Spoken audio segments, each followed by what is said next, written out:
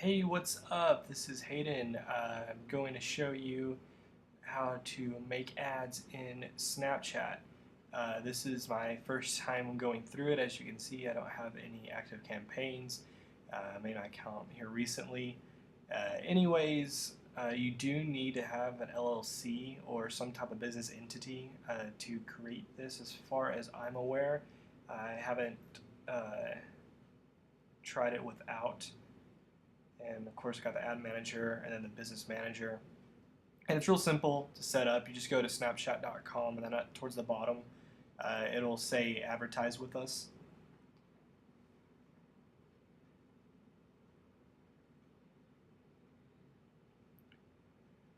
And there I'll have the advertising name and number, and then of course your credit card.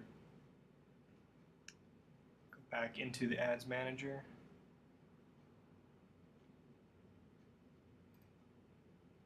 I'm probably going to test one out here in a little bit, just for myself, before I get any clients on it. That way I kind of know how everything works, since there isn't really any info much on YouTube about it.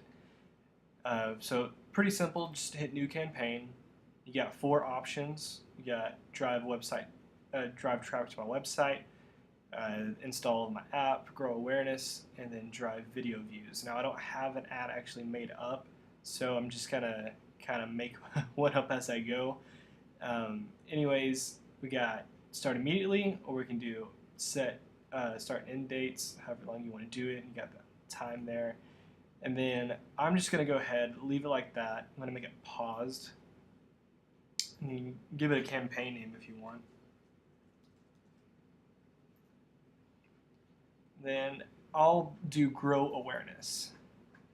I'll hit next. And it's got some decent features, I'd say, when it comes to doing demographics. And you think, Snapchat is less targeted than Facebook, which in some ways it is, since Facebook, you can target people that are in certain groups and follow certain pages. So they actually surprised me in a lot of the stuff they have. For one, you got locations. You can include or exclude. You have region, metro, and zip code. For me, I'm going to do a metro, and since I live in Wichita Falls, I'll just scroll down there.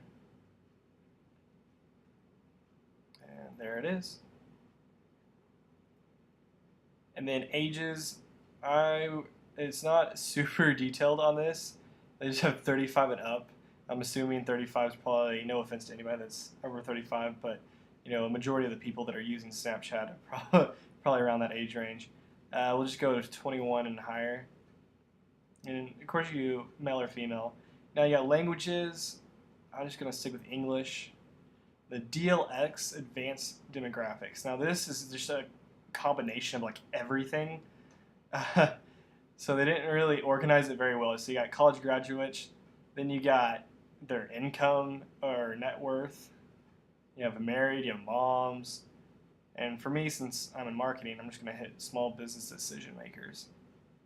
Of course, you can do age restricted. I mean, if you're, shout out to my friend Mario, if you're like him and you're selling cigars, you probably click that. And yeah, I don't really need that though. And then audiences, this is where you get a little bit more detailed. You go to lifestyles. So you got adventure seekers, automotive enthusiasts. So if you're, a car dealership, you can hit up people this way. Foodies, fan films, TV. So like I said, they got some they get pretty detailed in some of this. Yeah, shoppers as well. So this would be great when I get some clients that are in retail or, just restaurants too. So you got restaurant goers. Because if you've been reading the news, a lot of your casual dining has gone down due to the millennials, mainly because most of them, I'm a millennial too, but most of them don't have the money to go out and go to a restaurant when they can get, pretty much the same amount for less at fast food without, the dining experience. And plus you got to pay tips too, which in my opinion is pretty stupid. The rest of the world doesn't do that. You got home movies, all this stuff. So Disney Channel. So they're probably paying out the wazoo for some of this stuff. And the reason being, I'm going to leave that blank. And of course, you can make your own custom audiences just like in Facebook and save them there. You can edit placements, so you can run everywhere except these. Now, I'll pop that up for you. So these are like those, those little shows that they got. I'm trying to think of the ones offhand, but like Entertainment Weekly and stuff, they have those. That's kind of how it is. And then all of Snapchat, so that's like when people are looking through their friends' snaps, it'll pop up there.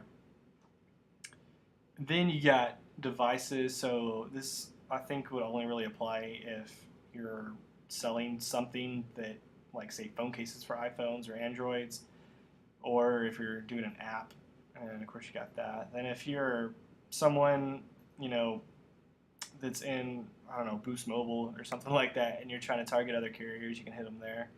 Or you just do Wi-Fi people. I mean, I personally don't see a use for the Wi-Fi unless if maybe you're just a game developer and to download the app, you have to do it over Wi-Fi. That way they can install it right then and there. Then you got your budget and goals. Now, this is the main reason I'm not doing this right away until I get an actual ad set up. I just had some free time here in the office, so I thought I'd hop on here. And I know I told some of my friends I'd do this once I made my account, so I'm going ahead and just doing it. Anyways, I've looked into this on every single type of ad that you're doing, whether it's drive web traffic, app installs, views, or to grow your audience. The minimum daily budget is $50. Like, you can't go any lower. I tried, so the easiest way to know that is see how it has the green next down here? It'll go gray. So if I just go down to $49.99, boom, gray. Can't do it. It has to be $50 or higher. Because with Facebook, you can do $5 or higher, which is amazing. And then they, of course, have just a bit lower, but that's per 1,000 impressions. And on this, you can have impressions themselves, which are just people, touching on the ad, viewing it, that kind of stuff. Then you got swipe ups, which those will be higher because that's people engaging more with your ad instead of just kind of like looking at it. Yeah, so that's something I would do if you're someone that is having people go up to their website. And then, of course, you got start end dates and then ad set name. So just go here. You got build your first creative, so new creative. And then you can just type in a name. You can make it shareable or not. So you can run some ad. Say like you have a clothing brand. You can put on there, send this to as many friends as you get, and I don't know. I haven't, like I said, I haven't really messed with this API, so I don't know exactly all the capabilities it has. But I've seen some people, like influencers on Snapchat, saying send this to your friend and enter a chance to win something for free. Which honestly, I don't know if they even do that. I personally never had anybody share stuff that I've had on Snapchat to someone else directly without being a screenshot, of course. So I'm not too sure how that works. If you do, comment below and let me know. And then of course you got top snaps. You got web view. You got app installs. You got long form video. So what all these are is if you played around, this is just the ad that plays itself. Nothing happens. That's more like if you want to grow your brand awareness, you do something like that. Web view, that's where they scroll up and it takes them to the website. Yeah, app installs, of course, you go to that, you scroll up and it's going to take them straight to the App Store to download. Yeah, long form video. So if you have a longer ad that's more than the standard 10 seconds, they'll swipe up and it'll take them to the video below like that, and then they can watch it there. I mean, I honestly don't know all the capabilities that this has. I mean, you can only do up to 10 minutes though, so that kind of sucks. But I mean, if you're doing ads, I don't see why it'd be any longer than 10 minutes unless you're doing some pretty in-depth things. So I'm just going to give this a name if I can type. I'm just going to do that. Next.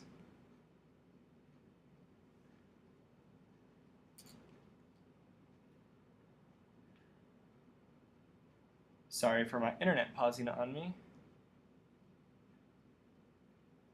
There we are. And then you type in your brand name, headline, and then upload the file, and then publish. But I'm just going to close this because I'm not doing that. Whenever I do get an ad going up, and what I'm going to do, and I kind of suggest you guys doing this also if you're someone that's like local or brick and mortar. If you go on to Facebook, go down to events, and this is, plain and simple. But yeah, you just go in events near Wichita Falls today, this week, and just kind of look through, see which ones look to be the most popular. Different events, depending on what you're selling, which ones you want to hit up. And you can kind of get an idea of the demographic of people that are going to show up. So, like, pets, that's pretty much anyone and everyone that loves pets. And it looks like some band stuff. So people, like, I don't know, if you're an artist and you want to get your YouTube videos out there or something like that.